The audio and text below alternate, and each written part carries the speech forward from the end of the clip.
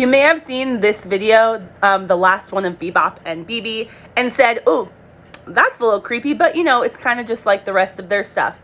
No.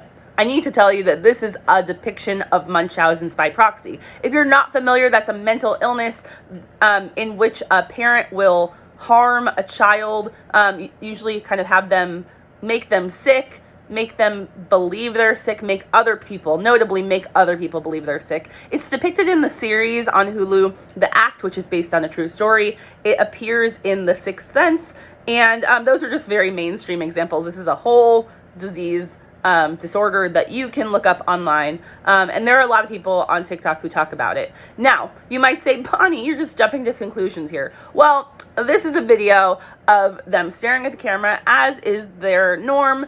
Bebop looks very sad and scared and doesn't feel good, and then BB comes up, puts her hand on her, stares at the camera with this kind of like vacant look, the way she normally does, and then feeds her soup. She looks sad, then she closes her eyes in a way that is obviously on purpose with the rolling back. I mean, this is not meant to look like a sweet story. It is titled A Story with Hearts, as is something that they do, but I'm kind of surprised that nobody has addressed this as Munchausen's by proxy. Now, another thing that I'm using to drive that label is that they have 600 videos on Likey, many of which depict violence, and there's one where they're like, where she jokes about like burying her child. There's a lot of dark stuff.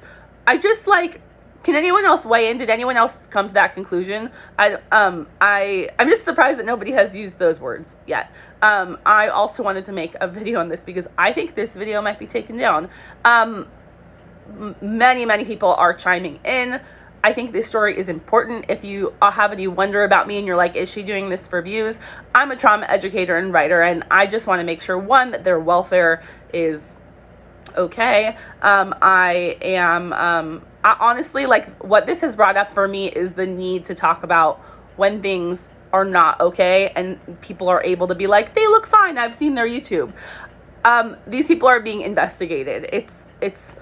I think a lot of things are going to come out pretty soon on this story. So there's already confirmation that that anyone who thought they're completely fine, that's not what's going on. Now, somebody said something really interesting about, well, I just don't know if it's a hostage situation or if it's just for views. And I think what we really need to consider is that there's a lot in between those two things. So keep watching. I have a little bit more. I'm going to make another video right now.